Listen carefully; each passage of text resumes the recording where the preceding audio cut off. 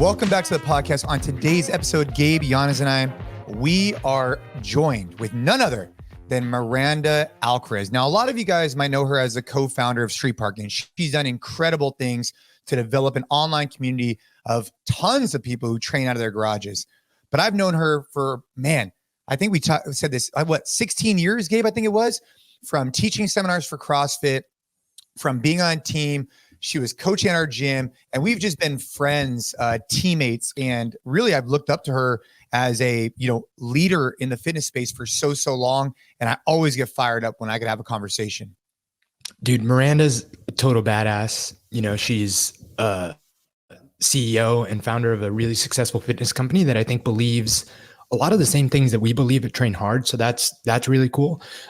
It's also worth noting that since we turned this into the Jason Khalipa podcast, she's the first woman we've had as a guest on the podcast. And again, we haven't done this intentionally. I just think that a lot of the people we've gravitated towards have been men. I'm looking forward to having more women on the podcast, but I think no more like appropriate first woman to have. It was an awesome episode, and I know you guys are going to enjoy it.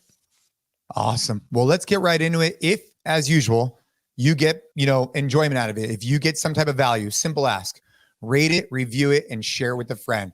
But let's dive right in. So I was on a drive in 2020 and randomly saw a for sale sign on that piece of land. And I was like, you can't find 2.5 acres in Camas on a hillside. Like, what is this? How is this for sale? And I guess it had gone up the day before. And we purchased it. That's it. You just knew. It just called you. And literally we were remodeling our house at the time. Oh, really? Wait, is that the one? Is that the one we always see? So in videos and stuff, I actually had this as one of your questions because I was thinking about, I was like, dude, it's hard when you have you work with a spouse, your family's around, then you have employees. Is it actually what I think it is, where a lot of the times, I know you have an office now for street parking, but a lot of people were coming to your house for a long time, right? And was that the house you were remodeling, or was it a different one? It was that one. So when we moved to this office, I want to say it's been a year and a half or two years, maybe. I don't know. It's all kind of a blur. But before that, we filmed everything at our house. All the demos, all the promotional stuff, all the photo shoots, everything was at our house. What was that like, having the family? How did you separate? Because a lot of people have a tough time separating work from their family life and whatnot. Literally, you were literally in the same exact space. I imagine that had to have some difficulty to it. I would say there's a couple layers to answer that question. When Julian and I moved in together, my idea of what personal space is not what his idea of personal, I would walk down, and this was before we had people filming and stuff all the time. Cause when we started street parking, it was just me and him, and we were filming randomly on our phones or whatever. But I would walk downstairs in the morning at 7 a.m. I'm pregnant with Knox, and his brother would just be in our kitchen, and there was just constant, I don't know if it's a Mexican thing or from what I understand, it's Mexicans will just show up to your house and, unannounced. His mom's also with you, right? His mom lived with us when we moved in together. His mom and I had only met her a few times. And so she would show up with random people, and his brother or random cousins, or I don't even know if they're cousins, but they call them cousins, would show up. And so right away in our relationship, that was wild. And so you add in on top of it, when we moved here and we started hiring people, people were they came over to work out every single day, which is one thing because I'm doing it with them, but then all the filming. So I would be with a brand new baby when Banner was born, breastfeeding, and they had to come through our house to get into the garage. Can you imagine, Ashley? I wouldn't. No. We were we got to be quiet. No, I couldn't. No, I could not imagine that. I could not imagine. I mean, we used to have people come over to the house. I mean, including you.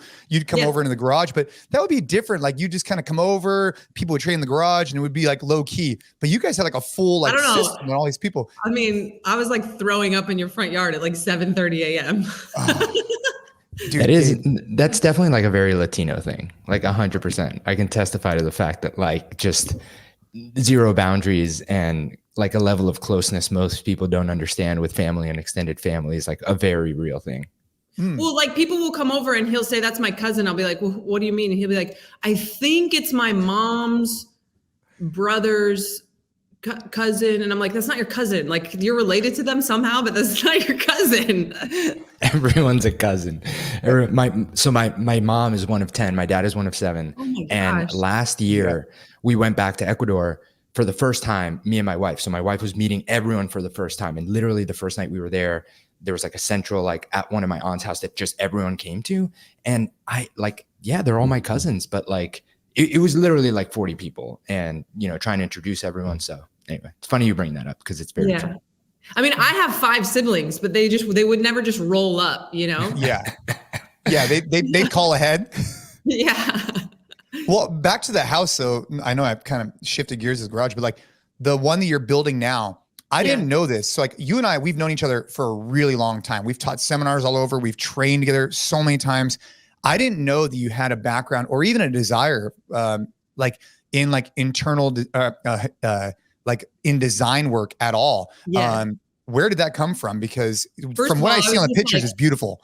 I was just doing the math. We've known each other for, it'll be 16 years. Is that it? Isn't that crazy? Because we met in 2008. Woo! Hey, we're just trying to set records so here. Old. Longest, yeah, we are. Yeah. So I went to school for interior design. That's what I went to school, like a trade school, like a business school for. And I was working in it. Well, I was teaching spin classes while I was in school and like aerobics classes. And when I got out of school, I started working at a like really high-end furniture store, but I was only like 20, 21 years old. And, the people that I've said this and it's not true across the board, but for me, I was like, the people that can afford a designer are not like my people. Like it was like really rich, like stuffy, like people. And when I was at the gym and I was coaching, I felt more me. I felt more in my element. So what I actually wanted to do with it and never pursued, because I just fell in love with fitness also, was I wanted to be like a set designer or like just do like so like how like at Disneyland when they do a new ride, it'll be like all the like details of the ride and they're super detailed about it and it's really cool. Or when they do like the storefronts or like the window displays, like I loved that kind of stuff. But yeah, I just fell in love with fitness and got more and more and more into it and started doing that more. And the only design stuff I've done is like my own houses. Well, I think it looks incredible. I can't wait to watch it. And I think the post you did online, I thought was really powerful. I definitely wanted to bring up in a minute the newsletter that you put out about like your relationship with Instagram. I thought it was just so well done. I thought it was great. But you put a post out online on social media about your house. And that's where I didn't know that you had that design background. But I resonated with that heavily because I think the reason why, or you shared this, you didn't want to share this journey because you didn't want people to be, you didn't want them to feel jealousy or whatever. Like you were holding back a piece of something you're really passionate about because you were worried about what other people thought. And then you just said, screw it. I'm just going to put it out. I'm gonna let people know I'm doing this. And how was the feedback from that? Because like, as far as I'm concerned, from my perspective, like people want to know what's going on in your life. And that's a huge milestone. You've worked your ass off to be able to deserve that. Yeah, it's weird, right? And I think like you've dealt with this and you've felt this like as our friendship, I've seen it with you, but like I actually recorded a podcast for the street parking community just the other day, like 2 days ago, where I was talking about this tendency that we have as humans when someone fails or something goes poorly for somebody. They're like, oh, like that person, they didn't train hard enough or they didn't take it seriously enough. Like we put that failure all on the person. And then when someone succeeds, as humans, we have this tendency to say like, oh, well, they're so lucky. So like when we fail, it's 100%, or when somebody else fails, it's on them. But when they succeed, it's because they had some sort of advantage that you don't have. And we have a tendency to like resent that. Where on the flip side, I feel like as humans, when we succeed, we have a tendency to be like, look what I did. Like I did amazing. And then when we fail, we have a tendency to be like, well, it's not my fault because X, Y, Z. And it's just like, I don't know if it's like the human condition, if it's our culture or whatever, but it's very interesting how it's flip-flopped for a lot of people.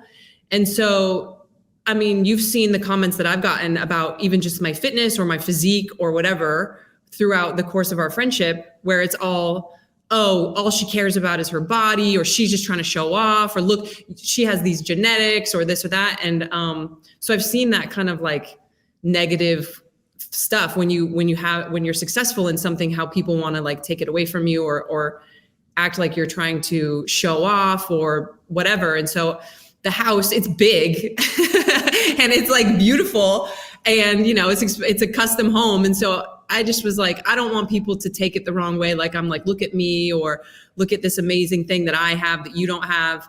And I've had people react that way with the dumbest stuff. An example that I give all the time, and this is like how crazy social media can make you, but I did a post about how my kids have never had fast food and how my kids will ask for fresh fruit. And the example that I gave was that my 2-year-old requested fresh mango.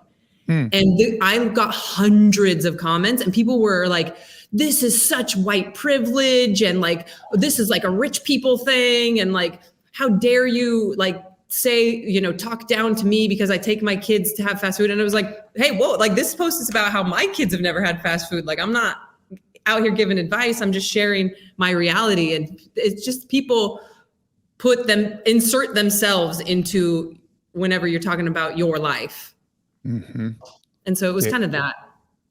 I wrote something on Threads the other day to my 5 followers, and it was, and I don't know, and I don't know if anyone else has said this before. Maybe they have. Most of the stuff I say is from podcasts I hear, but everyone always says that comparison's the thief of joy. Mm-hmm. But what I say is comparison's the thief of joy, but only if you allow it to be. And I think that a lot of people end up seeing the person that's leaner than them, that has the bigger house than them, whatever. And they let that become the thing that just tells them that, like, why don't I have that? And then the defense mechanism for that is like, oh, must be nice, right? Like, there's so much must be nice on the internet. Must be nice that you have the genetics. Must be nice that you fell into, this company that you founded that's now super successful. Like, I could have had a great idea like that. But I think that there's a flip way to look at it where, like, we all have the same 24 hours in the day. Everyone's dealing with something. Like, what you're dealing with might not be what I'm dealing with, but we're all dealing with something. Like, if she can do it, I can do it. Like, there's an aspect of that too, that I think if more people looked at stuff that way, I think we'd all be in a better place. But man, it's such a shame. And I remember that post about the kids and the food. And actually, one of the things, so we have a 1-year-old and a second one on the way, coming in very, very fast. Oh. And I remember the post that you posted about just not keeping like also just like treats and stuff in the house. Like, that's how you guys handle it. Like, it's not like they don't eat these foods. It's just, we don't keep it in the house. Like, if we go out, we have ice cream, but it's not something that they can just go to the fridge and ask for. And we've actually adopted that, or at least to this point, with kind of how we deal with nutrition and our kids. So I appreciate a lot of the stuff that you put out, and I know a lot of other people do. And it's also funny how you remember the negative comments more than something. Oh, and I'm the worst at that. I don't know if everyone did that. I'll have 100 positive and the one negative, I'll be like, everyone hates me, so. Dude, I think you and I are cut from the same cloth, Miranda, because like, I am bad about that too. It's like a dagger to my heart. And I've gotten better about it. I think I know you have as well, but like, you get so wrapped up as like part of your identity with what these people that are complete strangers think of you. And it's just like, I've really had to compartmentalize it, because if you're going to put yourself out there and share and inspire and whatever, there's going to be people that are going to get pissed off about it. And it just is what it is. But yeah, it's hard, man. I think it is though, Jason, like for me and you, that I see that we are similar in our personality, is like, we genuinely want to help people, and we genuinely just want to be liked, not even like for like the ego boost, but like, I'm just trying to be a good, like, nice person. Like, you know what I mean? And when people take it wrong, you feel bad. Like, you feel like, I didn't mean to hurt your feelings, or and I know both of us are that way, where we've also known people like Barber, for example, where he loves to piss people off. Like, it would make him, nothing would make him happier than, and some people, they like that kind of like conflict, but both of us have always been, hey, I'm just like, I didn't mean to like upset you. Yeah. That's for sure. But Gabe's been putting me in check for the last couple of years. Jason sees conflict and runs the other way. Oh yeah. Well, and then like to take it back to the house post, and this applies to other stuff that we've been posting recently too. I think I joined Instagram in 2013. So we're like in our 11th season of Instagram over here. I now think about what's my motivation behind posting this. Like, what am I looking for? Why do I feel so strongly about wanting to post this? And so whether it's like me working out or me talking about my food or me posting our house, it's like, for example, the other day, Julian was filming me and I was working out and I just looked super jacked. And I knew that I wanted to post the video just because I looked good in it. And I was like, well, that's not a good reason. But in the past, like that was a reason a lot of the times, where now I try to like, because I don't want to get my self-esteem from social media anymore. So I didn't post that video because that was the only reason that I wanted to put it up.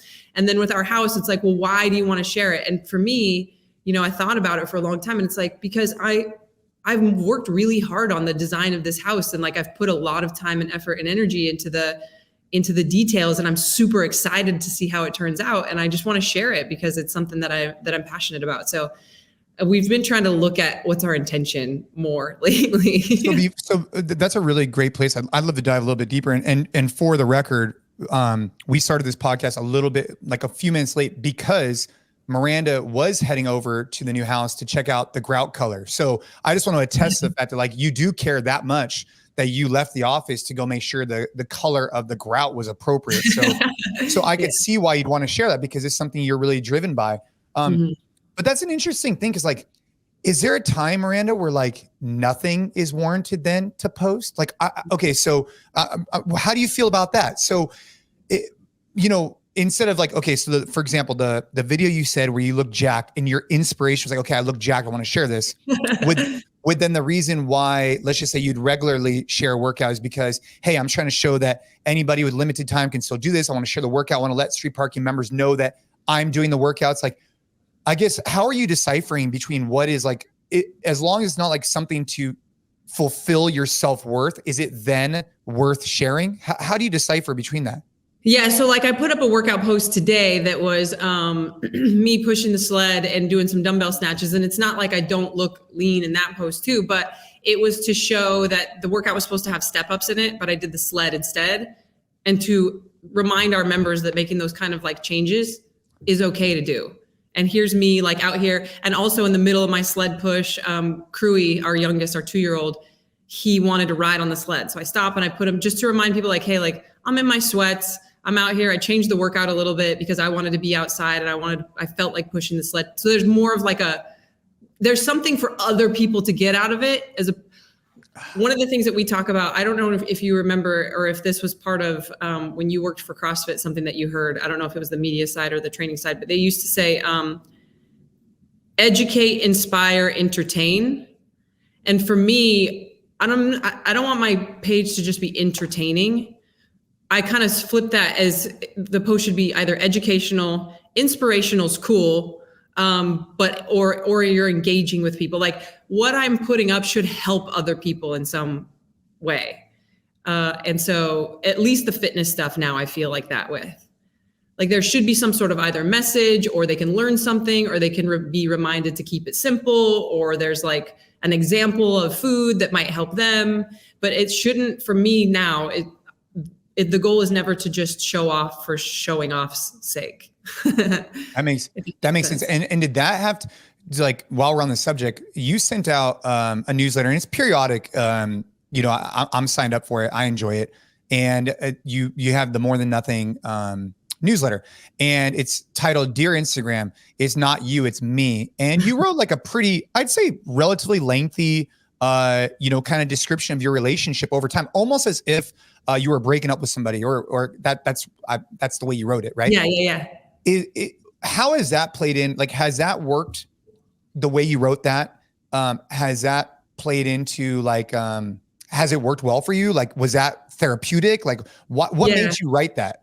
So I think I was off of it after I sent that. I wrote that on an airplane. I think when I was flying to the CrossFit Health Summit in Texas, I wrote that, I think. And I was off of Instagram, off of my personal Instagram anyways, for like 3 weeks. Just completely didn't post anything. Now, obviously, like you would see, there might've been some collaborations that our team put up and then they have access to my Instagram. So they would go accept it, but I wasn't logged in and like scrolling or posting or reading comments or anything for like 3 weeks, I think. Because I just needed to take that break, and I 100% had like an addiction to all parts of it, whether it's just mindless scrolling when I'm bored or at a red light, I'll like notice myself just doing it, or feeling like I have to post something every single day, or worrying too much about the comments, feeling like I need to respond to every single DM because I don't want our members to think that I don't care about them and all of this stuff. So I took like a 3-week break, and now I feel, at least, I mean, that wasn't that long ago. It was like a couple months ago, maybe. Right. I do have a better relationship with it, where I'll go a couple days without even opening it. On Sundays, I don't even have it on my phone, or other days, if I notice myself going back to like scrolling or whatever, I'll delete it off of my phone. So I'm just trying to improve my relationship with it, because I think everybody that participates in it is addicted to it at a certain level for different reasons. But yeah, Gabe just got done with a month off, right, Gabe? Yeah, I did February, and now I'm trying to stick to the 30-minute limit that you can set on screen time for certain apps. Oh man, but it's so easy to blow past it. It's like, ignore for today. Click. Well, and it's tough because now we're used to, like, I care about, I like watching all of Jason's content, or like seeing what people are up to. You feel like you get to check in with people without having to like phone call them. And that's probably a negative thing, but you feel like you know what's going on, and you feel like it's important to know what's going on with all these people and all these things. And I think it's just something that we've gotten used to, that it is not like, our brains aren't designed to know this much information about this many people. I don't think it's how we're wired to care about as much stuff as what people care about. It's all surface, really.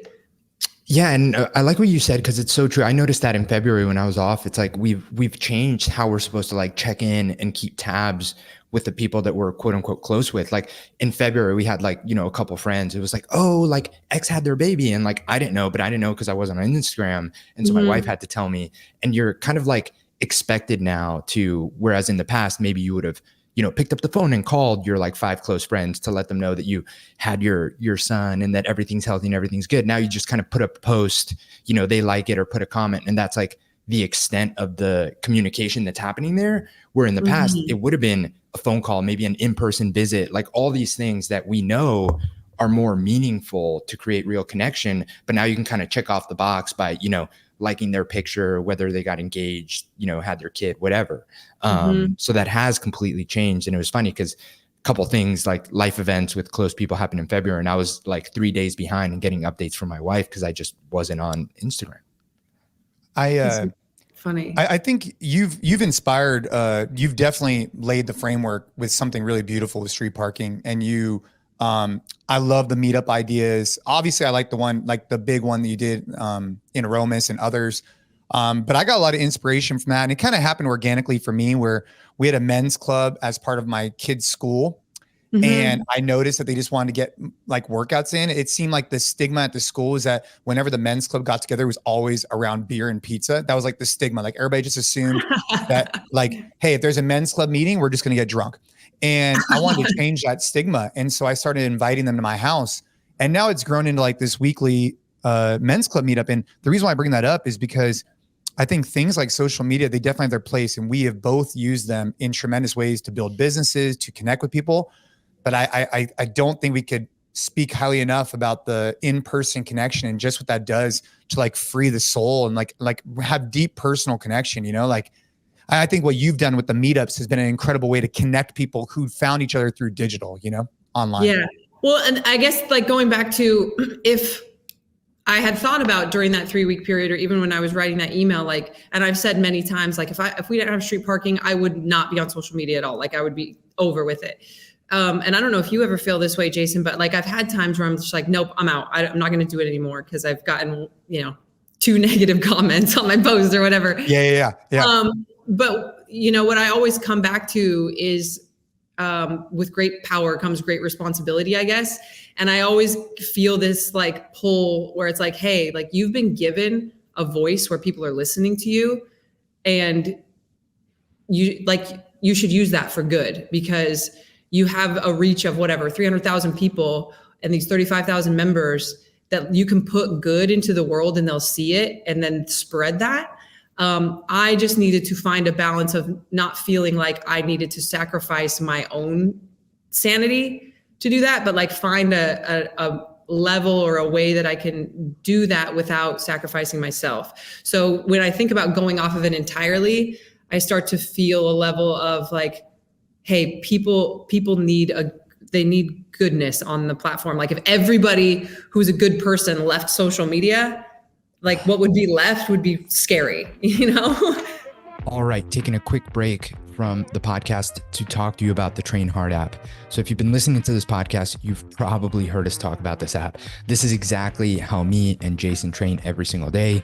Jason tends to follow the Force and the EMOM track. EMOM when he's a little bit short on time, Force when he's really trying to get after it, become a capable human being so he can crush it on the mats as a dad and as a father. And I follow and write Flex, the track that's really meant to maximize strength and hypertrophy gains. And that is the program that is starting a brand new cycle April 1st. So if you haven't already, check out the Train Hard app. We have a bunch of really fun stuff coming in that 6-week cycle, leading us to a longer 12-week phase that we're going from April, May, and June. So a lot of fun. It's honestly the best time to start is now. So if you're already on the app, check out the Flex track. If you're not on the app, get on the app, get on the Flex track. April 1st, we're starting. Let's go. Let's get back to the show. I hadn't thought about it through that lens, which actually leads me to something I wanted to ask you about. Like from the outside, and obviously we've known each other for a really long time, but you guys have done incredible things to the business, no question. You and Julian have now 3 boys, and you guys have been together for, I want to say, is it like, how long have you guys been together? We've been together since like November of 2015. So yeah, like 9 years. Yeah, it'll be 9 years. So like eight, a little over 8. Yeah. So you guys have had a pretty long relationship. You have 3 boys. You've started a business together that's thrived. And I'm curious because you and I talked about this briefly, and I don't know how much you want to get into it here, but last week, actually, I just sharing my own journey. Last week, I got inspired by a buddy of mine from Mind Pump, Sal. He invited me to go to a Christian church for a Sunday service. So I went. Nice. And I went. And the reason why I'm asking you this is that on the surface, someone would look at you and be like, dude, she's got this successful business, got all these different things going on. She's amazing. Why now do you pursue the faith side is a question I was curious about. Like, because you are, if I'm not mistaken, you are starting to like dive deeper on the faith side, right? Yeah. So it's actually kind of like a funny story. So I grew up in Salt Lake City, Utah. My family was very active in the Mormon church. My parents are still very active. None of my siblings are really super active anymore, but I grew up in like a heavy Mormon culture. And Julian, so the Mormon religion is known for being like one of the more like, I don't know, whatever you want to call it, hardcore rules religions. And then Julian grew up as a Jehovah's Witness, which is even more hardcore. Oh, really? I didn't know that. Okay. Yeah. So until he was 14, I think when they moved up here, his family was very active in the Jehovah's Witness church. And so we both come from these kind of very rigid religious backgrounds. And I fell out of that. I was active in the Mormon church, even, when Tyson and I first got together, he was as well. When I started working for CrossFit and I started traveling a bunch and just getting to know people outside of that ecosystem, I just kind of started struggling with it a little bit, struggling with some of the stuff. And so I stopped going to church. And then Julian moved to Los Angeles when he was 17 by himself. And where did he move from? From Tillamook, Oregon, like a super small town in Oregon. Had been like in the Jehovah's Witness church, very sheltered, moved to LA when he was 17 and was pursuing acting. And so he was just in the Hollywood scene. And so obviously like he completely fell away from it. And when we got together, it was not even something that we talked about really much at all until recently. Like obviously we knew that stuff about each other's history, and sometimes I would read like little Bible stories to our kids around like Christmas or Easter or whatever, but it was never like a very deep discussion that he and I had until recently when we've had some pretty gnarly stuff going on with our family internally with, I haven't shared it, and it's not really mine alone to share, but with like our marriage and like everything, because when we got together, Julian had been living in LA, Hollywood since he was 17. I think I met him when he was 26. So for 9 years, he had just been in that Hollywood scene heavy. And I had just, gotten a divorce and moved. And when I met him, it was when I had been hanging out with like Gustavo and that whole crew. I saw Gustavo like 2 weeks ago, by the way. Anyways, keep going. If you guys don't know who Gustavo is, that's a whole different story for a different day. But like we were like going out and all this stuff, and then I had moved. And so when we got together, and then a year into our relationship, we had started this business, and I found out I was pregnant, which was not planned. And we had just moved in together all within like a couple weeks. And everything about our relationship has been built backwards. Like we had a business, a baby, we were living together with his mom, like super early on. And so we're getting to like build a foundation of our relationship more now, because he brought a lot of that Hollywood like culture into our relationship, but like it's come out slowly and in ways that are not ideal. And I'm learning things about him now that I didn't even know until recently. And so our family has been tested, and we like recognize that, yeah, on the outside, it looks like we have everything, but that's also added a pressure to this lack of foundation. And now we're trying to like salvage it basically and save it. Benny, what you doing? One of my children just walked in here. Oh, hey, it's all good. Have him jump on the podcast. Yeah. But I think that what you're talking about, building a foundation, obviously Ash and I, our background was, we met when we were so young that we had a lot of time where we weren't having kids and getting married, because we had all this time when we met in high school. But I can only imagine the challenges that come from like all the speed at which you guys went through everything. Right. And so now so with Jehovah's Witness and with Mormon, where you guys ended up, and how has that journey been like now? I'm curious, like, how does that conversation even get started? Because it's like, you guys have such backgrounds in completely different things. Yeah. Well, luckily, so one of the women who works here in our office, her name is Brittany. Her husband is a pastor at a local Christian church, and he's super cool. And we had been around him a few times. Like we took our entire staff to Vegas a couple of years ago and rented out this massive house. And he was there, and we ended up having like late night conversations about just like deep topics. And so he's super cool, and she works here. And when we started going through some of this stuff, it was very clear, like, this is too much for us to handle on our own. Like, not only do we need to go find a therapist, but it was actually Julian that was like, I think we need to like find God, because this is not, we're not going to like make it through this without it. And so, which was shocking to me that he brought that up. Because it's not anything that I could have ever imagined him saying. If anything, I would have imagined it coming from me first. And so we just reached out to Gabe, and he has been instrumental and like always there for us. He like would come over to our house, or we'd go to his office and talk to him about what was going on. And and then we were like, well, should we go to church? And we just like went one day with our whole family, and we had never been inside of a church together ever. And I hadn't been to church since, I don't even remember, maybe like 2009, 2010, maybe. And he hadn't been to church since he was like 14. And the only church he had ever been to was a Jehovah's Witness church. So. And how long ago was that? Like 6 months ago? Yeah. Wow. Probably. Yeah.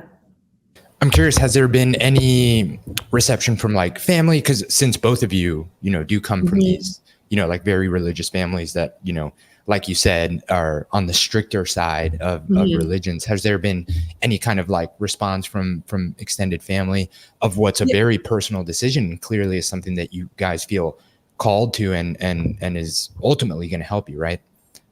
Yeah, my parents, they came with us to the church. Because the church that we go to is like, there's like live music and like lights, and it's a big church. Yeah. And we didn't know that when we went there, but it's like one of the biggest churches in the Pacific Northwest. But there's like screens, and they got like, and so very different. But my parents went to it. They were super into it. They're just so glad that we have found a relationship with God. Cause like, that's the thing. And I don't know if you were going to ask me about, but I also ended up going to this like 2-week long, I never know what to call it. We joke around and call it trauma camp, but basically I went to this place in the middle of the woods in Kentucky in these cabins.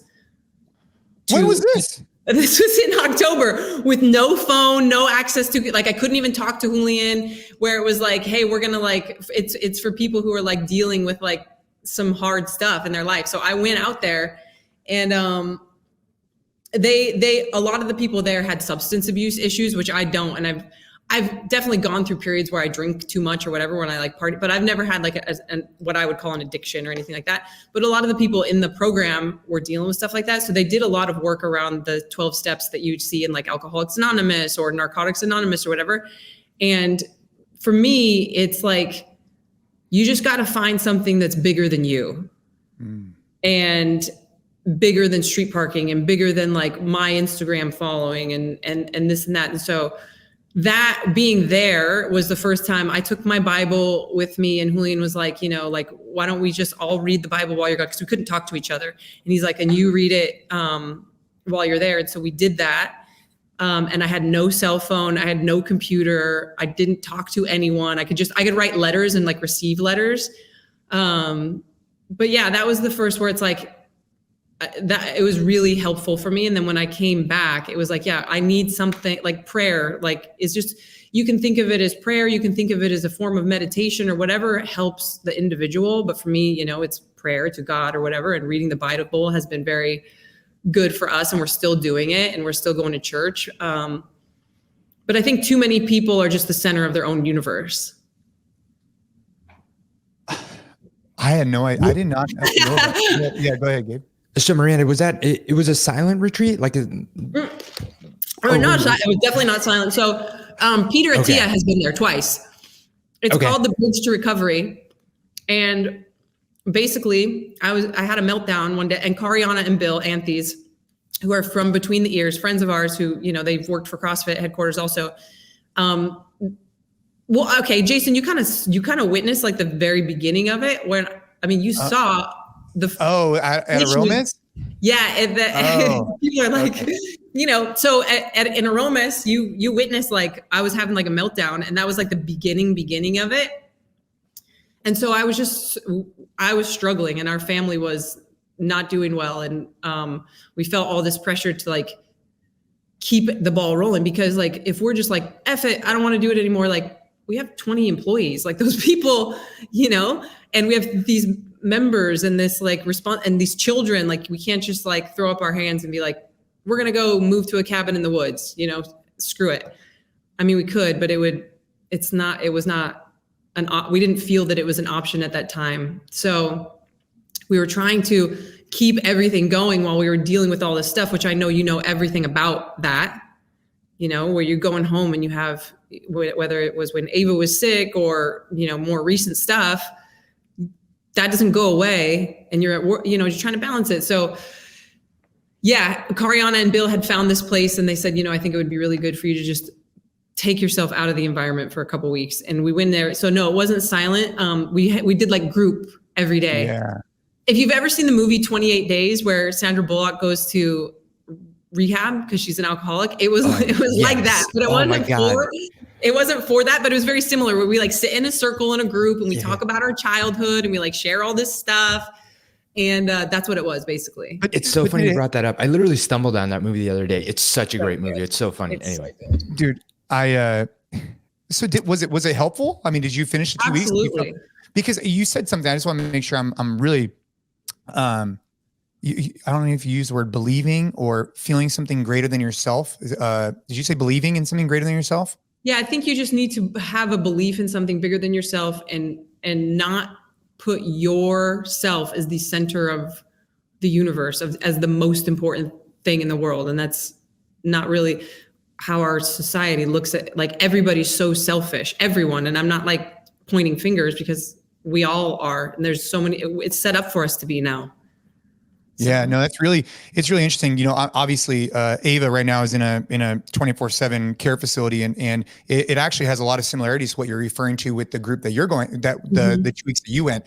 And so, anyways, we can talk more about that offline. But that's really interesting. I'm really happy that made an impact on you, and I'm glad that you found something that is greater than you. And I think that could be so many different things, whether that's believing in the impact you can make through street parking, or even, but adding layers to it, like you're talking about. It's something I've been diving into as of recently, and we've been sharing it on this podcast a little bit with different people's stories about these things. And I think that just because you grew up one way, or just because you thought something a year ago, doesn't mean that you can't change the way you feel. And if it's calling to you, you should explore it. That's kind of where I'm at with it. Because that's what it's so funny though, because that's another one of those things where you're like, oh, like if I post about it, because there are definitely people who are very anti the Bible or Jesus or church or whatever, and it almost to the extent where if they see that you have any sort of association, or if you're into that at all, they like, all of a sudden what I have to say about nutrition and fitness is out the window because I went to church on Sunday. You know what I mean? Like, well, I can't listen to her anymore because she got baptized or whatever. It's so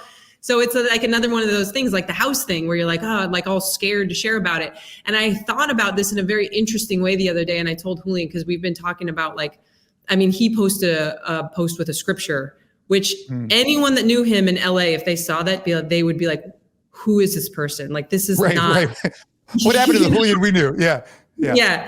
And we had talked about it. And I said, what's funny is in fitness and nutrition, for 20 years, I've been saying stuff that people don't want to hear, but I know it to be true and I know it to be helpful. And I've never had a problem saying, like, hey, probably don't eat so much sugar, or you need to move, or being overweight is unhealthy, or whatever. And all those things have a tendency to offend people or make them mad, or, even the post about my kids eating mango. And it's like, why am I okay offending people in that way, but not this new thing that has really helped me and given me something to heal the stuff that's going on. So I thought of it, I found that interesting, that I'm comfortable offending people about fitness and nutrition, but not this new stuff. And maybe it's just because it's new or whatever, but it's just new. Yeah. I had a question. How have you balanced, and maybe this is a tough question to answer, but how have you balanced, like, I think one of the things that makes street parking so special, and I was listening to a couple of your podcasts leading up to this, is the relatability of the stories that you guys tell of the members, right? And how in the beginning, it was you and Julian who were doing all these workouts, but maybe aren't so relatable, but telling the stories of all these other people that look like everyone else and whatever, like, that's very relatable. How have you balanced, like, because I think that, going through hard shit is the most relatable thing out there. So how have you balanced, like, sharing this or any of this to benefit people, and for people to know that, like, hey, no one has it all figured out. Like, we're all dealing with something, versus the fact that, like, you don't owe it to anybody to share stuff that's personal. Yeah. Yeah. That's a good question, Gabe. Well, I think, again, I think Jason and I are similar in this way. And me sharing that we're going through a hard time, honestly, if I'm brutally honest about it, is more because I feel incapable of hiding it without being completely fake. And so I would either have to not come on podcasts like this or post or do anything, or I would have to just play a completely false character, which I'm not going to do. So I was like, well, I have to share that something's going on, but I don't need to share what exactly it is, because I've also seen people, we have a large Facebook group where it's just too much. It's like, it's too personal. And then again, it's like, why are you posting that? Well, I could post exactly what's going on. And Jason, I'm sure you felt this too. You could post more about Ava and stuff like that, and the comments would be full of people who are just supportive of you and showing you love and everything. But it's like, at a certain point, I need to protect my family and the story that we have going on in our family. It's not just my story, it's my children. Like, they don't need our business put out in the world. Like, they're too young to give permission for that. So I can say, like, hey, we're struggling, we're going through a hard time, so that I don't have to be fake, but protective of my husband and our children and all of that, in a way that still keeps our family stuff, if that makes sense. No, it makes a lot of sense. Yeah. And I thought you answered that perfectly. I feel the exact same way, by the way. I mean, it's difficult, right? But I think you summarized it really well, especially because you don't want to come off fake. And something else that I don't want is like, I want to be able to let people know that, you know, these people that you see online or that have built businesses or whatnot, like everybody's going through things. And if you're going through something, like, so are we. Like, everybody's got things going on. But I think where I struggle is like, if you share what those things are, one, it's obviously a privacy thing, but the other is like, I don't want people to think that I'm sharing these things to like capture attention. That's not my goal. Mm-hmm. My goal is not to get attention from you. My goal is to help people. Like, and if I'm going through something, chances are someone else is going through something very similar. And if I'm learning, like even for you, for example, if you talk about relationships and whatnot, and if you found that faith is really contributing to like your success, like that's why you would want to share. You're not sharing it because you're trying to get attention or people to feel sorry for you or whatever. You're sharing because you think that, hey, this is something that's going on in my life and I want to be able to help you guys out. Or at least that's why I look at it. Yeah. And I know like, and that doesn't, going back to, we don't treat friendships and stuff the same way that we used to. You can help people and it doesn't have to be in the form of a post. Like, so I know what's going on in your life because I was like talking to you about something else. And you were like, hey, like, let me share some perspective about what I have going on. I had no idea, but it was shared. The details of it were shared in a one-on-one conversation. Like, I didn't find out about it through social media, but it did really, really help me like shift my thinking that day. And I don't think we do enough of that with our friends and people that we should be like. And also, there's a pretty good group of people who know exactly, including everyone in this office, who know exactly what's going on with Julian and I, so that they can support us and so that we can reach out and be like, hey, we're not going to make it to the meeting today, or hey, this is happening, or whatever. And I think that's appropriate. But like, I had a member who we were supposed to go to a meetup and we didn't go because it was in the middle of when all of this was happening, who made a whole Instagram story series of posts about how upset she was that I wasn't as involved the past few months on social media and I didn't go to this meetup, and was tagging me. And I DM'd her and I was like, hey, like, I'm a real person. We got some like family stuff going on. Like, I promise, like, please stop. And she said, well, you shouldn't hide. Like, if I were you, I wouldn't isolate myself. And I'm like, I'm not isolating myself. There's a solid group of like 30 people who know what's going on. You're not one of them because I don't know you. Like, right. You know, and so she was like, you should share, you shouldn't keep everything inside. And it was just great. But what people think that they have the right to know is crazy these days. Well, man, go ahead, Gabe. Yeah. Well, I was just going to say, and you like, it's a blessing and a curse in that you like set the expectation with how generous you are with your community and like exactly, you know, because I know Jason obviously a lot better than I know you, Miranda. I know you kind of as an outsider, like a lot of people do.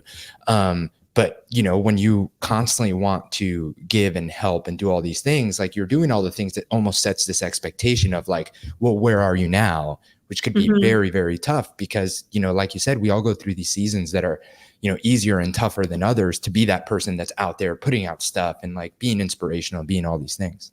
Well, I think it's just like to remind people too, because again, like kind of going back to what we were talking about at the very beginning of this episode, I think her assumption and maybe many people's assumption is, oh, they don't care about us anymore. They're successful. They've like put in their time. So they just didn't feel like showing up to the meetup and they just didn't feel like like they stopped paying attention to us on social media because they've made their money and now they're like, they don't care as much as they used to. And it was like an automatic assumption when we weren't there for a little bit that it was because we didn't care anymore or because we were getting lazy about it or whatever, instead of thinking like, oh, that's a shift. Like, I hope they're okay. And there was a lot of people that reached out that was like, hey, we haven't seen you guys. I hope everything's okay.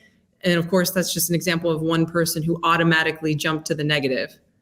I have to ask on that 2-week retreat. You want to go there, Jason? I just have to ask. Yeah, maybe we'll go there sometime. I have to ask, like, from a macro level, like, what was like one major, aside from like being alone in your thoughts, being able to take time and detach from all these different things, what was like something that you think like, I don't know, I could take away from it? Like, what's something that you did? Maybe it was journaling, maybe it was whatever that you think was really helpful that maybe could help other people, including myself, selfishly. Oh man, one thing. Okay, I'll tell you something crazy that we did, Tell me something crazy. Come on. Which was because we also got to watch each other do it. So it was a group of, I think, 9 of us. And I still talk to these people every day. Okay.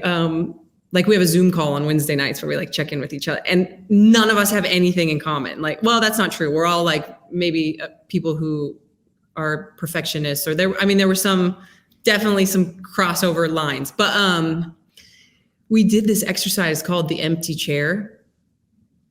Oh, I would love to see you do this, but it would be dangerous for you to do it. But like, okay, so what we did is they put this empty chair in front of you and you prep for it, and you get to imagine a person in the chair. So some people would do like their dad or their like stepdad or their mom or their grandma, whatever, who had hurt you. And you get to say anything that you want to that person. And you just like let them have it, like, which would not be advised in real. And some of the people were talking to people who had passed away, so they couldn't like to advocate for yourself, because it was like, for example, if something happened to you when you were a child and you were 7 years old and you couldn't stand up for yourself, you get to now as an adult, bring that person in and say everything that you have to say to get it out of you. Right. And it was nuts. And then afterwards, so people are like crying. It was like a full on like Leonardo DiCaprio, like movie that I played out. And this was like a figurative, this was a chair that at the time it was completely empty, but other people were around you, but there was no one sitting in the chair. The chair was empty. But it feels so real because they do this whole thing where they like bring the person in. Like they open the door and like act like they're walking. They ask you how close do you want the chair to you versus far away versus like, do you need one chair or 2 chairs? Is it 1 person, 2 people? Like what's going on here? They talk to the person as though they're there. I'm not supposed to share too much about what they do there, but anyway, empty chair is it's listed on their website. So people know what it is. Yeah. But, and then afterwards you get to beat the shit out of this like big padded cube with a plastic bat. And, okay. So another thing that was cool, here's something that was really cool for me, Jason, that I think would be really good for you. So when I went in there, none of us had access to our cell phones, none of us. So these people knew nothing about me, the people in my group, and they couldn't go to their phone at night and Google search me. So the only things that they knew about me was what I told them.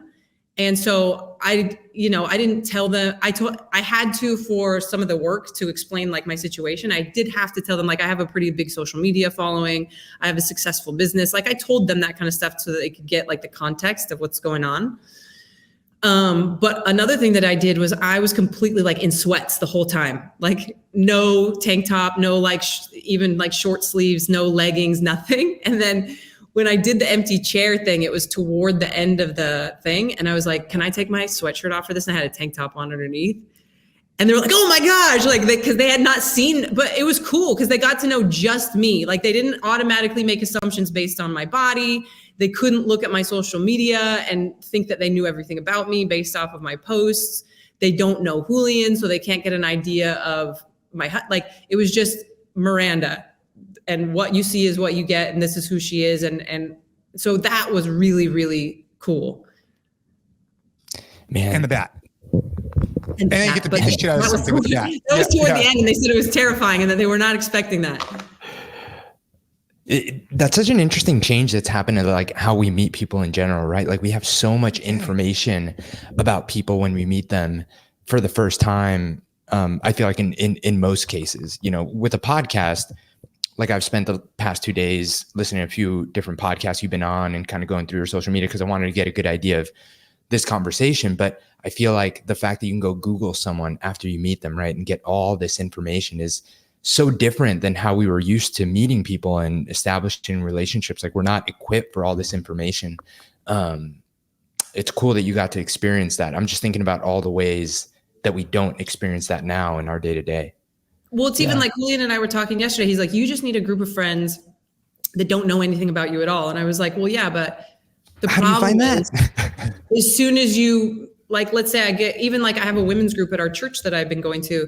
but they all, as soon as I say like, oh yeah, we have an online fitness business, they all go look it up. And then now what they see on there, not in a way that they're doing it even on purpose, but it's like all of a sudden, like they attach a certain personality that they associate with that to me. You know what I mean? So we don't really have the option to share, people like you and I, Jason, we don't really have the option to share only what we're trying to be in that moment. Like, cause they can just go find everything. I think that's interesting just for anybody, right? I mean, it definitely goes for people like us, but it goes for like the amount of information, like how you have preconceived notions about people because you can look it up. And like the empty chair concept is really interesting because if you're young and something happens to you and you feel like you're defenseless and that stays with you, I just think I don't know. I appreciate the fact that was therapeutic for you. And I'm glad that worked out well. I mean, those are some of the things that I'm thinking about a lot right now with, especially with Ava and her background with leukemia. And there's some stuff it's getting me thinking, right? What types of things can we bring to the forefront that will help alleviate any potential stress in the future? You know? So I think stuff like that could be huge. Well, and you know what, like it's going back to the like religious, like prayer experience I had in this new church, they'll encourage you to like, it's okay if you, when you're and people are going to have opposition to this. So I'm just sharing. Okay. It's okay when you're praying to like be angry. And that would have never been allowed. Like you could not, like, it was like a very specific tone that you prayed about, in when I was growing up. And so like, after the angry chair thing, like I'll be driving in my car and I'll be like praying and be like, how am I expected to da da da da da? And I'm just like, but I think actually speaking things out loud when you're by yourself, as though whether it's you're talking to a person or you're like praying or whatever, I think it's different than even like writing, journaling, like saying stuff out loud with emotion, but not necessarily to the person, because it can come out in ways that you can't take back. But yeah, I don't know. It's been pretty cool. And I think it's important to do. Yeah, like therapeutic, Gabe, so she's the second person now. So Sal from Mind Pump said the exact same thing. He says that he wakes up in the morning and his time that he's doing meditation, he's actually praying, and his whole thing is like pray out loud. Like that. He actually texted me that yesterday. He's like, just out of blue. He's like, pray out loud. I'm like, okay. They do it in the sauna, like out loud in the sauna talking. Yeah. Very, very interesting. And this podcast it's evolved, right? It was like for a while, it was just about like business of fitness, and it's like AMRAP, want to talk about performance. Now, like I want to talk about being a husband, being a father, trying to level up, and all the different things that are going on in our lives. And like these type of conversations, like it's real shit that's happening with all of us. And like, what little takeaways can we have to try and get to the next phase, is what we're thinking about. At least Gabe and I, that's what we're dedicated to. But it impacts it, right? Because like this stuff that we've been going through, one of the things I told Julian a while ago is like, hey, we can't, we don't have time for family drama. Like we have so much stuff that we're trying to do that's important. Like we don't have time for this. And this was before everything kind of like happened. But he agreed with me the other day. He's like, this has taken us out of our ability to just like function regular day to day for running our business and homeschooling our kids and all this stuff. Like, if people can develop some habits that are healthy, or like find some outlets that are healthy before it becomes a huge problem, then it will apply to them being successful in their business and all that stuff, because they won't have to like completely go to a freaking 2-week retreat. They can like deal with it better as it's unfolding, Yeah, that's a good point. Gabe, do we have enough time to ask about the homeschool thing? We gotta be. Yeah, well, I don't know. It depends on how much time Miranda has. But I'm good, because I'm just like watching our team meeting going on, and I don't have to do anything till they're done. Well, I got to ask, we've had a few people on now. Obviously, Matt Boudreau has been a huge advocate for, and now you're opening up. Are you opening up an Acton Academy? We have an official Acton Academy, like almost like affiliate, kind of like a CrossFit affiliate. But we're keeping it super small. Like it's a group of like 3 families right now, and we wanted to make it bigger until I realized. Just how much work it was, or what? Yeah, how much work it's going to be. And like, think about how you own a gym. So the kids are one thing.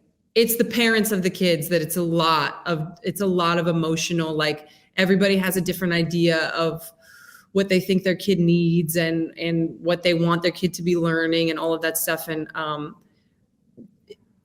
straight up honesty. Like, I know what I want for my children, and I don't want to change that to make a bunch of other people happy for what they want for their kids. And so we've kept it really small. I don't know how big we'll ever actually end up making it.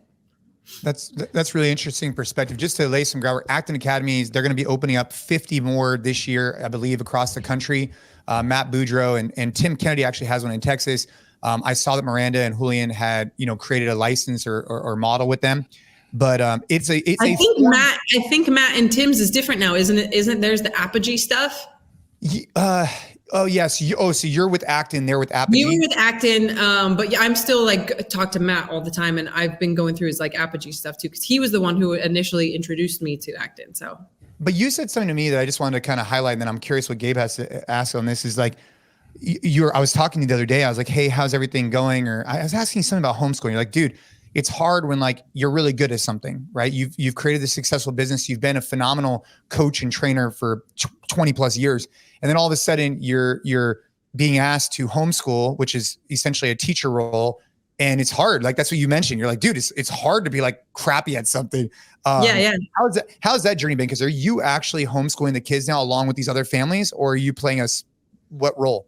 So I homeschool. Really, the only one of our children that needs like school is our 6-year-old, because the other one is, we've got a 3-year-old and a 2-year-old, and they just need to play, and they just need to, so I don't have to do a lot of like teaching with them. But since all of this, the shift has been happening, and me figuring out, us figuring out what's best for our family, because similar to what we were talking about with the posts, our business has always been, I've taken a most of the load of like the day-to-day, like the tedious tasks, the like meetings and all of that stuff. And when all of this stuff was happening, there were definitely days where both of us were like, I don't want to do this anymore. Like, it's way too much pressure. It's way too much stress. But then we're like, listen, like, we have a platform and these people, and we're helping people, we're changing lives and we're saving lives. And like, this is important work. It's not like we like are selling like cosmetics or something like that, So, but we made a shift in what's our goals for the business. And for us, where it is right now, we started asking ourselves, like, why do we feel this constant need to make it bigger?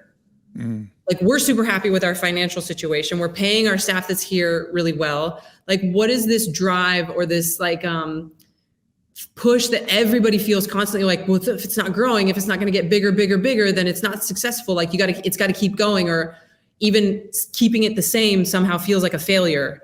And I'm sure you deal with that even more than I do, because that's just who you are, like that competitive nature and that drive to keep going and improving. So we asked, like, what's our goal here? And our goal is to have a good life for our family. And so I've stepped back from the day-to-day of the business. I'm still doing most of the programming, and I'm in charge of like the messaging. So I'll come in and still do podcasts or our team meetings, or like helping write newsletters and that kind of thing. But the day-to-day stuff, I've stepped out of a lot, and our staff has taken over a lot of that stuff. And Julian has stepped in and been doing more of that, so that I can be with our kids more. So it's more than even just the homeschool stuff. It's just for me to be there. I don't even think of it as primary caretaker. I want to be the main influence in my own children's lives. Like, we have nannies still that help. Julian's mom still helps. She was their primary caregiver before. And it's not that she was doing anything wrong, but like we have the financial situation and the ability, because we own our own business. I can go be the main influence in my children's lives. Like, I have that option. Why wouldn't I take it? But it is really hard, because I now can see I was getting a lot of self-esteem from being really good at what I do in street parking, and from feeling like that, like creativity, and we're having the meetings and this is going to be awesome, and versus like I'm at home and I'm just like making food that my kids refuse to eat and they tell me I don't like it, or, trying to come up with some fun activity that they hate, and they're just like throwing stuff at each other or hitting each other, or they don't want to do it, or this is boring. I want to go hang out with Tia, which is what they call Julian's mom or whatever. And it's rough. It's like, these kids don't even want me to be here. Or like, why am I doing this? I could go do something that I'm so passionate about and feel really confident in and good at, or I'm just here. And it's been a tough shift for sure. So the tougher part has been, or I don't want to put words in your mouth, correct me if I'm wrong, has been more the stepping back and like changing roles than actually like homeschooling and teaching. Like homeschooling and teaching itself is, at least at this point, not a lot of hours, not a lot of work. It's been more just this kind of like change in priorities and stepping back from the business. Yeah, because our kids have never been to regular school. So it's not like they're having to go through some huge struggle and change, which I know a lot of people, because homeschooling has become such a more popular thing, that people are like, well, my kids used to be in school one day, all day, and they're used to learning a certain way. And I'm having to like retrain them or get them to come out of that while I'm also like changing.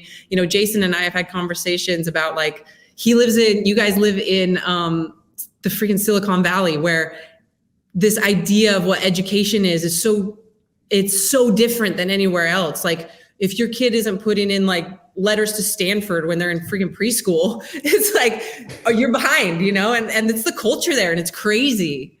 Well, I don't really have that. I told my parents last night, they were like, how's homeschool? And I'm like, well, honestly, I was like, he knows how to read. And like, what else is there? You can learn anything. He knows how to read. He's curious, and he doesn't watch TV all day. Like they're playing outside. Like if he knows how to read and knows how to do a Google search, he can learn anything at any point that he wants to learn, and that's the reality of like life now.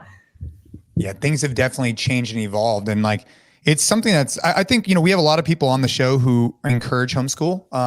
Obviously our kids still go to a private Catholic school. I think there's been, it's like almost like a hybrid approach. I think it's worked for us because it's something we were comfortable with. I think if I knew what I know today, and I don't know, I don't want to speak for Ashley because but if I knew, we're very happy with everything that's occurred. But if I knew the information I had today, and if the resources were available that are today that they were when, because my kids are going to be in 8th and 5th grade, so they're a little bit older, right? Yeah. Maybe it would have been different, but we kind of chose a path, and now they're getting ready. Ava's getting ready for soon to be high school, but man, I appreciate what you're saying about. Because a lot of people think, they'd say, oh, your wife works, as a stay at home, or this is like years ago too. But dude, she's got a really hard job because she is trying to be the primary person, like you said, who is influencing so much, and I think that I commend you for kind of prioritizing that. Because I don't think you'll ever regret that. I don't think that I will ever regret trying to prioritize the kids and trying to prioritize time with them versus trying to make an extra X amount of dollars. Now, that's just my perspective on it. But I think that, each person needs to reflect on that particular time and where you want to spend, and what 10 years from now you might look back on and be like, dude, I should have spent more time over here, Yeah. And I would say that where you live, there's probably better options for, like you're saying, like a hybrid or private schools or things like that. I mean, we live, not that there's not options here, but I'm sure there's way more where you live for that kind of stuff. Miranda, the newsletter you wrote about stepping back was really good, really well written. I think you did such a good job of kind of telling the story of how difficult of a decision that was. I know we're kind of running out of time, so I just want to make sure, where can people subscribe to that and maybe go back and read some of the other ones if they haven't been subscribed so far? Because we've mentioned your newsletter a couple of times on the podcast.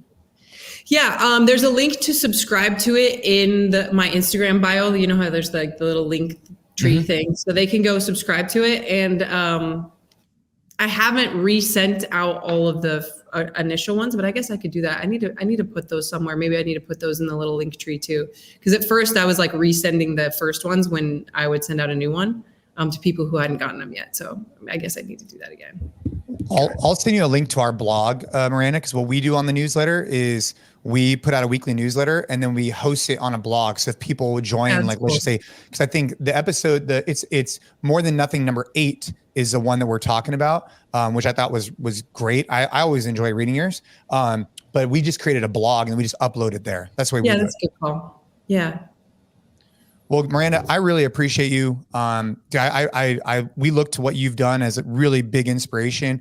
And I think it's just like this next chapter with what you're doing with the faith, with the house, with the kids, with Julian. Like, it's just fun. It's fun to connect and talk about, right? And it's fun to talk about these journeys because they're not linear. They're not like they're not always like this. And there's going to be ups and downs. And I think like we're just kind of learning as we go. And so I appreciate you sharing your story with us because I think it's going to resonate with a lot of people, including myself, especially your empty chair concept. Yeah. And I mean, like, it might seem cheesy to say this to you, on the show, Jason, but like, I still say when people talk about our team back in the day, that the reason that we were so successful outside of the fitness level of the individuals was like, I tell people, like, we genuinely all cared about each other so much. And I still see you as like one of my dear friends, and that I enjoy like hearing from you all the time. And I hope I mean, sometimes I'm like, we should go on a trip with freaking Jason and Ashley and their kids, or go somewhere bougie that Ashley wants to go to. Hey, get her a little margarita. Let's go do it. No. Yeah. Maybe like the coolest thing about street parking is that I can afford to go on trips with Jason now.